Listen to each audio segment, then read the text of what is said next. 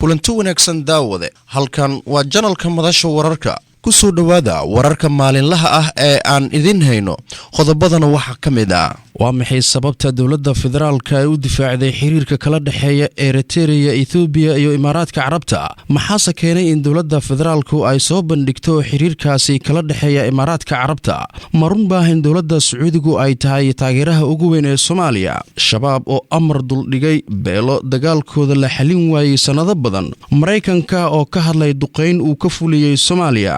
madhabbahan Turkiga uu shidaalka baarayo Soomaaliya fadlan subscribe si aad u hesho wararka iyo warbixinadii ugu dambeeyay ee channelkan iyadoo shaki diblomaasiyadeed laga muujiyay heshiiska saddex geesoodka ee dawladaha Soomaaliya, Ethiopia iyo Eritrea ay kala saxiixdeen dabayaaqadii sanadkii hore ee 2019 ayaa waxa wasiirka wasaaradda arrimaha dibadda xukuumadda federaalka أحمد عيسى عود ودفاعي هدفك إسكاشيغاسي wargeyska al-Sharq al-Awsad oo wareysay wasiir Cawad waxa ay wax ka weydiiyeen hadafka loo aasaasay isbahaysiga ka kooban dalalka Soomaaliya, Ethiopia iyo Eritrea iyo hadii uu yahay mid ka duwan urur goboleedka IGAD wuxuuna wasiirka gaashaanka uu ku dhuftay in uu iskaashigaasi uu yahay mid lagu qalqalgelinayo jiritaanka urur goboleedka IGAD waxa inta uu ku daray in urur goboleedka IGAD uu yahay mid si firfircoon u shaqeeya isla markaasna haatan isku bedelayo urur dhaqaale oo kamid ah urur goboleedyada dhaqaalaha ee ka dhisan qaaradda Afrika mar wax laga weydiiyay hadii ay hogaaminta dawladda Ethiopia wali ku dhagan yihiin siyaasadihii hore ee ay dusha ka eegan jireen colaadaha Soomaaliya waxa uu wasiir Cawad uu sheegay in aysan xaaladdu haatan ahayn sidii hore oo kale oo laga gudbay colaadihii jiray qarniyada badan maadaama uu caalamka isbedelay wareysiga uu wasiirka arrimaha dibadda ee dawladda federaalka Axmed Ciise Cawad uu siiyay wargeyska al-Sharq al-Awsad waxa kaloo wax laga weydiiyay xiriirka dawladda federaalka iyo Imaaraadka Carabta wuxuuna xusay in ay ku faraxsan yihiin dhammaan taageerada ee Imaaraadka dhinacyada kala duwan waxa inta uu ku daray in kastoo uu jiro khilaaf isfaham la'aan oo hore u dhacay haddana ay dawladda federaalku ku xoogan tahay in ay sii wadaan xiriirka ay la leeyihiin Imaaraadka diblomaasiyiinta ayaa rumaysan in wali uu qalafsan yahay xiriirka dawladda dhexe ee Soomaaliya iyo Imaaraadka Carabta inkastoo dawladda Imaaraadku iyo hay'adahooda ay iskaashi firfircoon ay la leeyihiin maamul goboleedyada Puntland iyo Jubaland oo iyagu aan xiriir firfircoon la lahayn dawladda federaalka sidoo kale shirkadda dekedaha Imaaraadka ee Dubai Port ee loo soo gaabiyo DP World waxay galaangal xoogan oo dhinaca maamulka iyo maareynta ay ku leeyihiin dekeda Berbera ee hoostagta maamulka Somaliland iyo dekeda magaalada Boosaaso ee maamul goboleedka Puntland ay xukumaan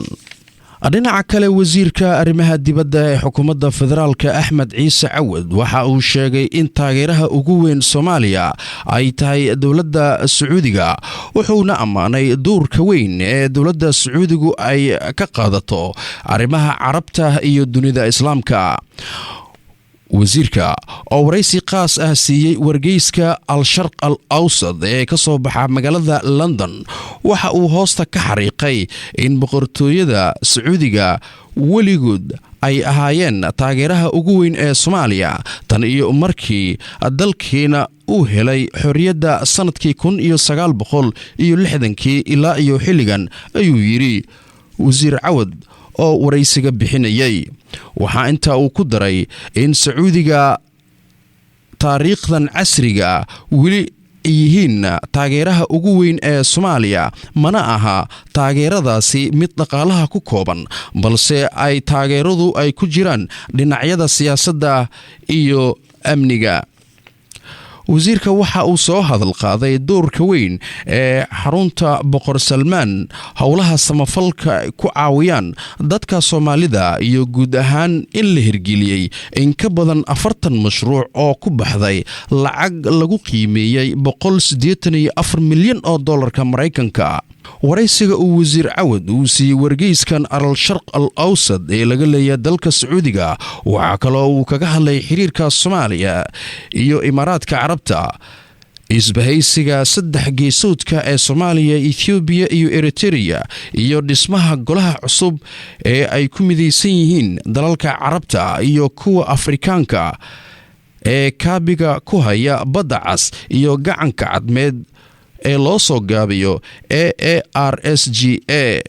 mar uu ka hadlayay wasiir Cawad dhismaha golaha dalalka Carabta iyo kuwa Afrikaanka ee dhawaan lagu aasaasay caasimadda dalka Sacuudiga, waxa uu tilmaamay in golahaasi oo xaruntiisu dhexe ay tahay caasimadda dalka Sacuudiga ee Riyadh ay wajihi doonto caqabado ay ka mid yihiin burcadbadeeda, argagixisada,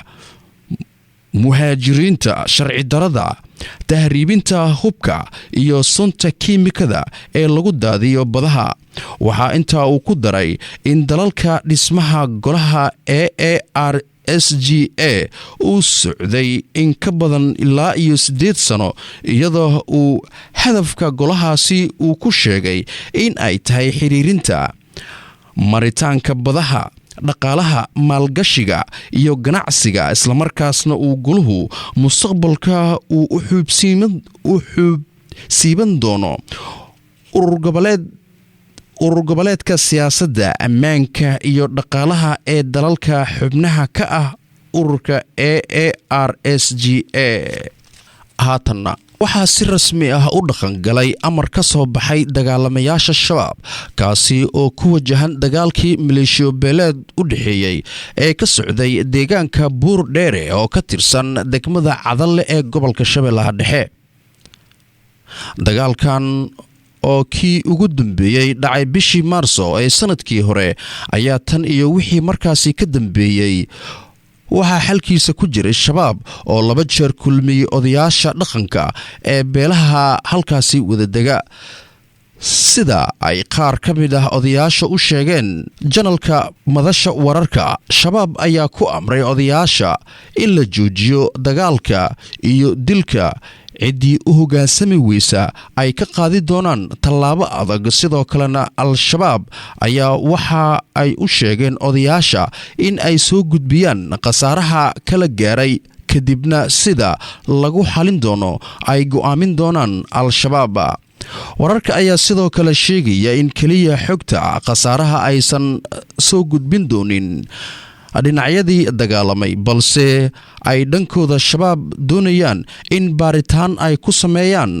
dagaalka iyo waxa uu ka soo bilowday si ay u ogaadaan.